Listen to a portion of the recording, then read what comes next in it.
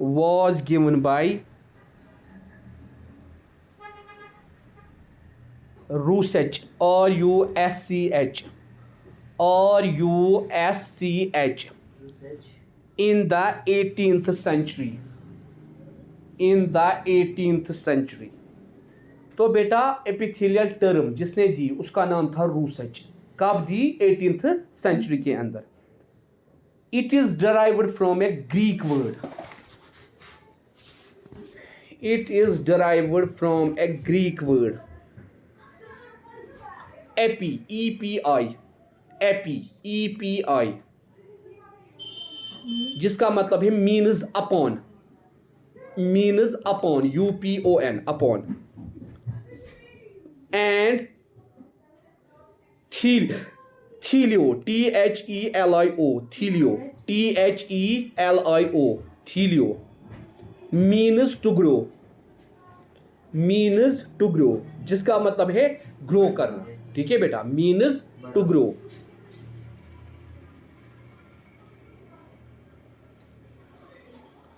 It is a simplest kind of animal tissue.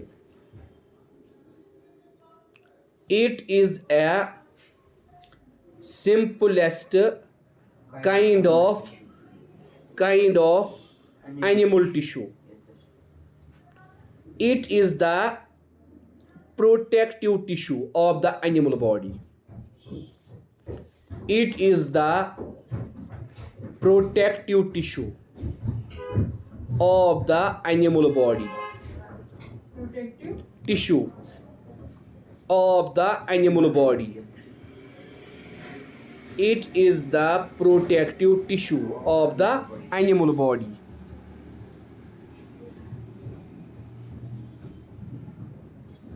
It forms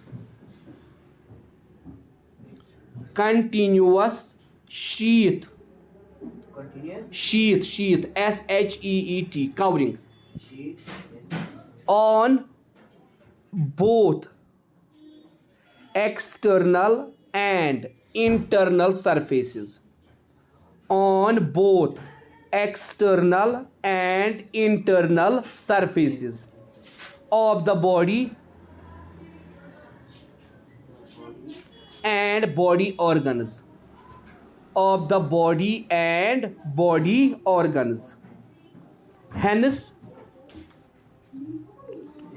it is also called covering tissue. It is also called covering tissue. तो हम कहते हैं बेटा ये simplest kind of animal tissue है. और बेटा इसको हम कहते हैं protective tissue of the body, क्योंकि ये इंटरनली भी और एक्सटर्नली भी कवरिंग बनाता है. ठीक है बेटा, इसीलिए इसको हम कवरिंग टिश्यू भी बोलते हैं. इसका ऑरिजिन ग्रीक वर्ड से हुआ है. एपी का मतलब है अपॉन और थीलिया का मतलब है to grow.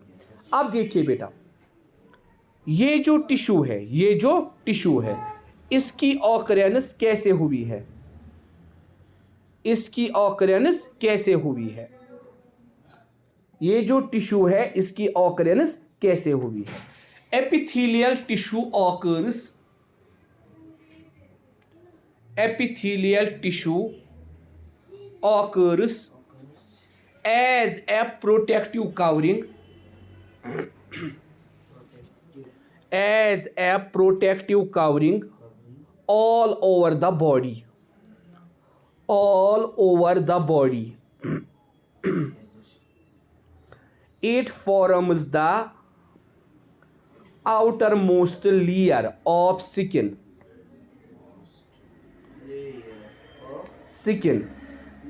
It forms the outermost layer of skin. ठीक है बेटा, एपिथेलियल टिश्यू कैसे ऑकर हुआ है? As a protective covering over the human body. ये क्या बनाता है? Outermost layer of skin, जो हमारी स्किन की आउटर मोस्ट लेयर है. Epithelium forms lining of the body cavities, lining of the body cavities and cavities of all the hollow organs. HOLLOW, hollow organs.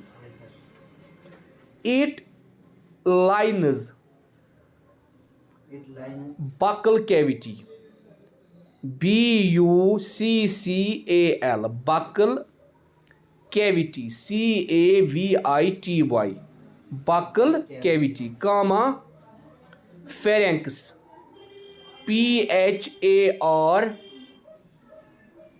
PHARYNX, हाँ.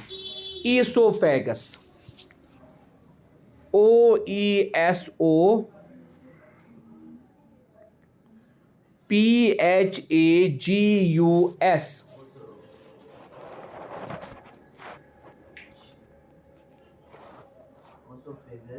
Stomach. STOMACH. Nose. Lungs. And all body and all blood vessels. तो हम कहते हैं बेटा epithelium ही बनाता है कि क्या बनाता है, लाइनिंग ऑफ बॉडी कैविटीज या cavities of all hollow organs. ये बेटा बकल कैविटी बनाता है, फेरेंकस बनाता है, इसोफेगस बनाता है, स्टोमक बनाता है, nose, lungs and all blood vessels, ये सारी चीजें बनाता है. ठीक है बेटा. उसके बाद हम बेटा कहते हैं ये जो एपिथेलियल टिश्यू है बेटा,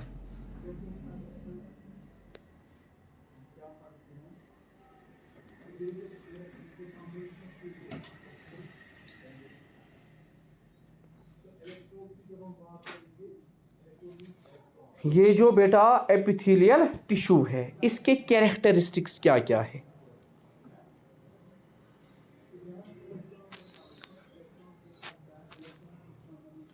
The cells of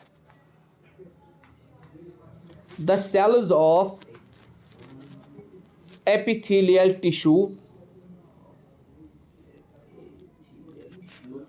are closely packed. इसकी सेल्स क्लोजली पैक्ड होती है and they do not have intercellular spaces. उनके अंदर कोई भी इंटरसेल्यूलर स्पेस प्रेजेंट नहीं होती है.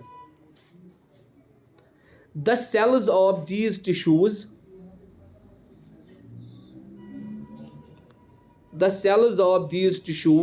are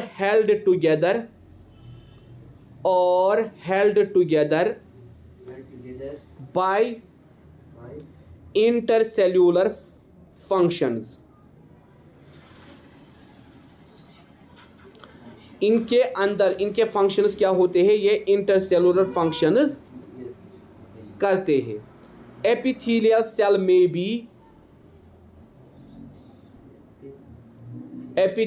cell may be flat, cuboidal और कॉल्यूमनर. या तो इनकी शेप फ्लैट होती है, या तो क्यूबॉइडल होती है, या तो कॉल्यूमनर होती है.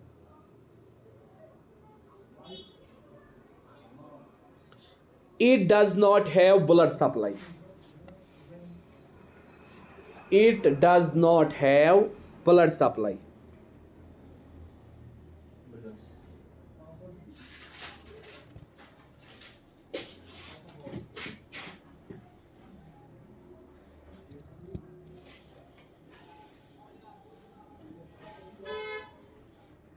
ठीक है बेटा, ब्लड सप्लाई. उसके बाद हम बेटा कहते हैं the epithelial tissue that forms the outer covering. वो एपिथेलियल टिश्यू जो क्या बनाता है बेटा, outer covering, is called epithelium. हाँ, and the one that lines the cavities is called endothelium. Thelium.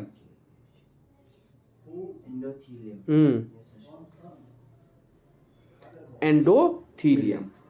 ठीक है. उसके बाद बेटा हम कहते हैं एपिथेलियल टिश्यू और क्लासिफाइड. एपिथेलियल टिश्यू और classified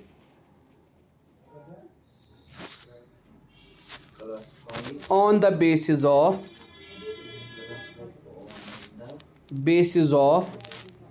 cell layers and also on the basis of cell shape and cell function. Cell shape and cell function. ठीक है. तो कल हम देखेंगे बेटा किस किस पे ये